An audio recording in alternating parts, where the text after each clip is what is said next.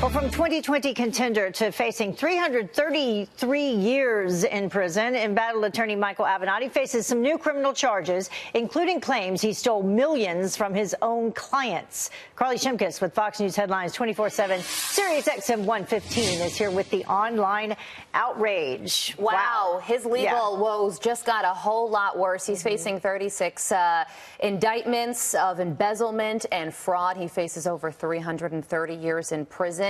Prosecutors say he was stealing millions of dollars from his clients and using that money to support his lavish lifestyle, including a paraplegic. Yeah, and in that case, he's being accused of draining $4 million from a paraplegic man and using it to support his coffee business. Yeah. He's also being accused of stealing millions of dollars from 4 other clients to pay for his private jet. Now, he is vehemently denying all of these allegations, saying, for 20 years, I have represented Davids and Goliaths and relied on due process and our system of justice. Along the way, I have made many powerful enemies. I am entitled to a full presumption of innocence and am confident that justice will be done once all of the facts are known.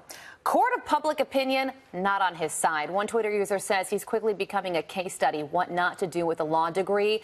Another Twitter user chiming in saying, I was in your corner until I read how you held back the settlement proceeds for a paraplegic and bought a jet. Sad. He's also battling a separate legal case in New York where he's being accused of trying to extort millions of dollars from Nike. Yeah, we mentioned all that. Yeah, we mentioned all that at the beginning of the show. Let's move on to this next one. The college groundskeeper wearing this MAGA hat on the job, but the executive or the dean of the school is not having it. Not very happy about it. Right. So this took place at Suffolk County Community College in New York. Groundskeeper says that he wore his Make America Great Again hat to work once. And then the executive dean sent his boss a letter saying, while that hat doesn't have a political candidate's name nor a party logo on it, it has nevertheless reached the level of being a clear political statement. So he was told he couldn't wear it at work, but this surprised him because he says that he's seen other people wear clothing for liberal candidates and progressive causes. Now the school is suggesting a bit of a miscommunication and say that he shouldn't have been wearing a hat.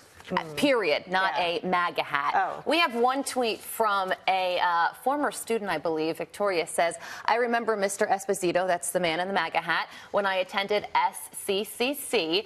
If you're going to tell him he can't wear a MAGA hat, you should have told the librarians and professors they can't have their safe space for the undocumented stickers and Hillary pins. Double standard. How about that tweet? So we're almost out of time, though. So let's move on to this next one because we definitely want to get this in here. This picture was amazing. Even though they failed the actual landing, they were able to do this selfie of sorts. Yeah, and we're talking about Israel here. They nearly made history by attempting to land a small spacecraft on the moon.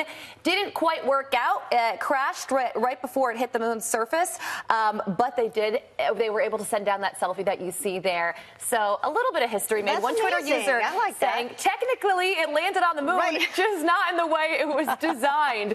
Listen, I think that we give them 9 out of 10 there. Absolutely. That's right, and there's another supportive tweet as well. Yeah, you know, and it proved it happened because we got a picture. We got a selfie. Yeah. All right. Thank you so much, Carly. Have a great weekend. Appreciate it.